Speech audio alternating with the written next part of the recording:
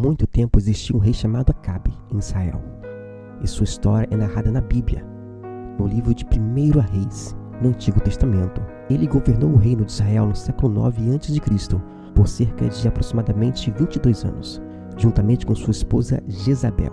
Em Israel, o rei Acabe e sua esposa Jezabel promoviam a adoração a Baal. Porém, um poderoso profeta chamado Elias surgiu com uma mensagem importante para este rei e também a sua esposa. Essa mensagem foi enviada por Deus para dizer ao rei Acabe que, devido à idolatria, não haveria chuva e nem orvalho na terra de Israel por muitos anos. Essa notícia chocou o rei, pois a seca seria devastadora, tanto para o povo de Israel quanto para a economia do país. Logo depois que Elias deu a notícia, Deus o orientou a ficar perto do riacho de Querite, onde Deus o alimentaria de forma sobrenatural, ordenando que os corvos levassem comida para ele todos os dias. E Elias beberia água dali mesmo, do próprio riacho. E assim Elias fez, e ficou lá até que o riacho secou, devido à falta de chuva. E Deus mais uma vez ordenou que Elias fosse à cidade de Serepta. Esse lugar era uma cidade fenícia, que na época de Elias fazia parte do território de Sidom. E lá ele encontraria uma viúva pobre, e assim Elias fez. Porém, chegando na cidade, bem na entrada, ele encontra essa mulher, que estava catando lenha para preparar para si mesmo e também para o seu filho a última refeição do dia e de sua vida. E ela realmente só tinha um punhado de farinha e um pouco de azeite. E ele olha para ela e pede que primeiro ela fizesse um pequeno pão para ele. E a mulher, com lágrima nos olhos, hesitou e disse que aquela seria sua última refeição, não só para ela, mas também para seu filho. Mas ele insiste, prometendo que se ela fizesse tudo isso que ele estava pedindo, a farinha da panela e o seu azeite não se esgotariam até que voltasse a chover. E ela confiou no profeta, e confiou também no Deus do profeta e o Deus de Israel. Mas confiou tanto, de tal forma, que de maneira milagrosa sua provisão não acabou de jeito nenhum. Por mais que ela usasse a farinha, por mais que ela usasse o seu azeite, eles não se acabavam por semanas, por meses, e assim foi até que a chuva voltou a cair.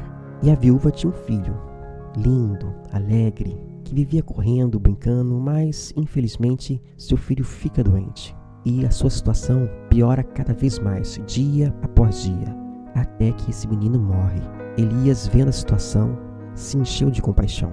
Pegou o menino morto em seu colo, levou para o seu quarto e orou fervorosamente a Deus. E ele, o Senhor, sempre está com ouvidos atentos às orações de seus servos, e ressuscitou o menino imediatamente. Elias pega a criança e devolve com vida a sua mãe, e, sem dúvidas, ela fica muito feliz e glorifica com todas as suas forças o Deus de Elias, o Deus de Israel, e a partir daquele momento, o seu Deus também.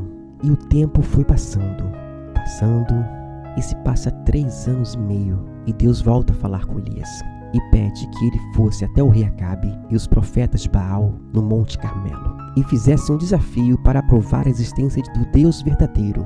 E Elias assim faz, propôs aos profetas de Baal um desafio para provar qual era o verdadeiro Deus. Ele pediu que os profetas de Baal construíssem um altar, colocassem um sacrifício sobre ele, mas que não colocassem fogo. E o Deus que respondesse com fogo do céu, este sim é o verdadeiro Deus. Em seguida, Elias faria o mesmo com um altar construído em nome do Deus de Israel. Os profetas de Baal concordaram com o desafio e construíram o altar. Colocaram um touro sobre ele. Eles invocaram o nome de Baal e dançaram ao redor do altar, suplicando por sua resposta, e absolutamente nada aconteceu. Eles começaram a se cortar com facas e espadas, numa tentativa desesperada de chamar a atenção de Baal. No entanto, ainda assim, nada aconteceu. Elias então começou a zombar dos profetas de Baal, sugerindo que talvez estivesse ocupado, ou até mesmo, quem sabe, dormindo, e pediu que eles clamassem ainda mais alto, porque talvez assim ele os ouviria. Porém, mesmo fazendo todas essas coisas, nada aconteceu, nenhuma resposta. E como já estava chegando ao fim da tarde, Elias então reconstrói o altar do Senhor, que estava quebrado. Elias coloca o touro sobre ele e ordena que os profetas de Baal joguem água sobre o altar por 3 vezes, até que o altar ficasse completamente encharcado, de modo que seria impossível humanamente falando, que aquela madeira molhada de tanta água pegasse fogo. E logo Elias clamou ao Deus de Israel e fez a seguinte oração: Ó Senhor, Deus de Abraão, Deus de Isaque, Deus de Jacó, prova hoje que tu és o Deus de Israel e que eu sou o teu servo, que faço tudo o que ordenas. Atende-me, ó Senhor, atende-me para que este povo saiba que tu és Deus, o Deus verdadeiro, e que fazes com que eles voltem para ti. Logo assim que Elias acabou de orar, Deus imediatamente respondeu, enviando fogo que consumiu o sacrifício, o altar e toda a água ao redor. Essa demonstração de poder de Deus fez com que o povo de Israel proclamasse a soberania do Deus de Elias. E todos começaram a glorificar e dizer: só o Senhor é Deus, só o Senhor é Deus, só o Senhor é Deus. E após a demonstração do poder de Deus, todo o povo ficou muito alegre por saber que Deus respondeu o teu servo Elias. Então Elias ordenou que os profetas de Baal fossem todos capturados. E Elias fez com eles o mesmo que Jezabel mandou fazer com os profetas de Deus de Israel, acabando com a adoração de Baal em toda a terra. Logo em seguida, Elias subiu ao topo do monte Carmelo e orou a Deus para que chovesse. Enquanto orava, Elias enviou seus servos 7 vezes para olhar em direção ao mar, em busca de sinais de chuva. E na 7ª vez, o servo avistou uma pequena nuvem, do tamanho da mão de um homem, e disse isso a Elias. Elias imediatamente enviou seu servo para avisar ao rei para ele se preparar, porque a chuva estava chegando e logo iria cair. E assim foi feito. A chuva caiu, pondo fim à longa seca que assolava toda a terra de Israel. Embora tenha conquistado uma grande vitória no Monte Carmelo e a chuva tenha retornado, trazendo a normalidade de volta à vida das pessoas, que agora poderiam plantar e colher para sustentar suas famílias e animais, Elias sentiu-se desanimado ao descobrir que a rainha Jezabel havia jurado matá-lo. Mesmo depois de todas essas bênçãos, Elias fugiu para o deserto, cansado e com medo.